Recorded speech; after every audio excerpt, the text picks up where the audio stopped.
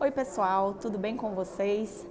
Bom, hoje eu vou responder uma pergunta que foi feita por uma mãe de uma pessoa que tem Klinefelter e já é adulto.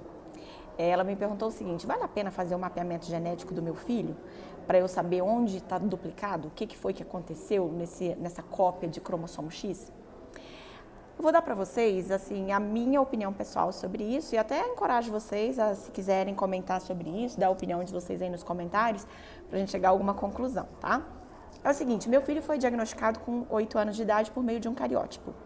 E aí houve a sugestão de que a gente fizesse um mapeamento genético.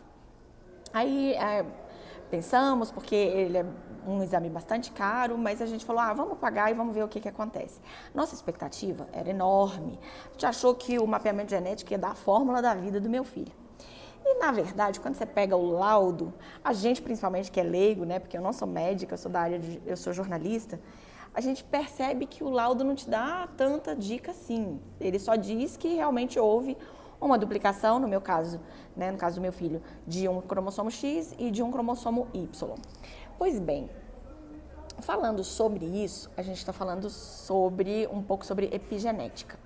O que é isso? A epigenética, ela mostra o comportamento dos genes dentro dos cromossomos da pessoa. Vocês sabem que, na verdade, um cromossomo é uma tira cheia de genes que vai dar o seu DNA. Quando você é formado, você tem 100% do DNA da sua mãe encontrando 100% do DNA do seu pai.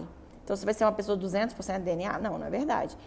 Existe um desligamento do embrião. O embrião, em determinado momento, quando ele está sendo constituído, ele se desliga e ele religa. Estou dizendo isso a grosso modo, né? Como uma pessoa que não é da área de medicina. Mas quando ele se religa, ele não ativa todos os genes que estão dentro do cromossomo. O que isso significa? Que, na verdade, quando você tem, por exemplo, a sua avó tem o olho azul e o seu pai não tem o olho azul. Isso aconteceu na minha família. O meu irmão tem o olho azul. Aquele gene saltou uma geração e ele foi aparecer na próxima geração. Por quê? Porque ele não estava ativado na geração do meu pai, né? A gente está falando de recessivos e dominantes, mas é mais ou menos isso. Ele não foi ativado numa geração e foi reativado em outra geração. Isso acontece com os nossos genes, independentemente de quantos cromossomos a gente tem.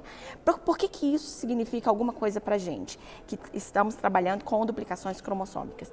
Porque a cópia do cromossomo, ela se comporta da mesma forma. Então, uma vez, por exemplo, eu estava nos Estados Unidos e a gente fez um encontro.